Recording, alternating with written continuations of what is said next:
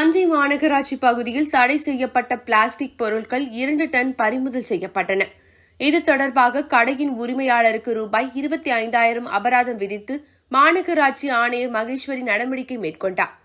தமிழக அரசு சுற்றுப்புற சுகாதாரத்தை பாதுகாக்கவும் நிலத்தடி நீர்மட்டத்தை பாதுகாக்கும் வகையில் எளிதில் மக்காத மற்றும் ஒருமுறை பயன்படுத்தி தூக்கி எறியப்பட்ட பிளாஸ்டிக் பொருட்களை பயன்படுத்த முற்றிலும் தடை விதிக்கப்பட்டுள்ளது.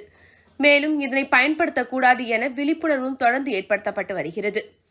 தடை செய்யப்பட்ட பிளாஸ்டிக் பொருட்கள் விற்பனை செய்வது கண்டறிந்தால் முதல் முறை குற்றத்திற்கு ரூபாய் 25,000, இரண்டாம் முறை குற்றத்திற்கு ரூபாய் 50,000, மூன்றாம் முறைக்கு ரூபாய் 1,00,000 அபராதம் விதிக்கப்படும் என அரசிதழ் வெளியிடப்பட்டது. இதையடுத்து ஆய்வின் போது தடை செய்யப்பட்ட பிளாஸ்டிக் பொருட்கள் வைத்திருக்கும் கடைக்காரர்களுக்கு அபராதம் விதித்து வருகிறார்கள்.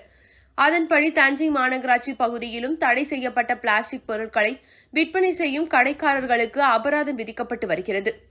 இந்த நிலையில் மாநகராட்சி ஆணையர் மகேஸ்வரி தலைமையிலான மாநகர் நல அலுவலர் டாக்டர் சுபாஷ் காந்தி மற்றும் சுகாதார ஆய்வாளர்கள் அடங்கிய குழுவினர் தஞ்சை கீழவாசல் மற்றும் ஐயன்கடை தெரு பகுதிகளில் உள்ள கடைகளில் திடீர் சோதனை மேற்கொண்டனர். 10க்கும் மேற்பட்ட கடைகளில் இந்த சோதனை மேற்கொள்ளப்பட்டது. இந்த சோதனையின் போது ஒரு கடையில் தடை செய்யப்பட்ட பிளாஸ்டிக் பைகள் அதிக அளவில் இருந்தது கண்டுபிடிக்கப்பட்டு அவை பறிமுதல் செய்யப்பட்டது. மேலும் கடையின் உரிமையாளர்களுக்கு ரூபாய் 25,000 அபராதமும் விதிக்கப்பட்டது. கடையில் இருந்து 2 டன் எடையுள்ள பிளாஸ்டிக் பொருட்கள் பறிமுதல் செய்யப்பட்டன.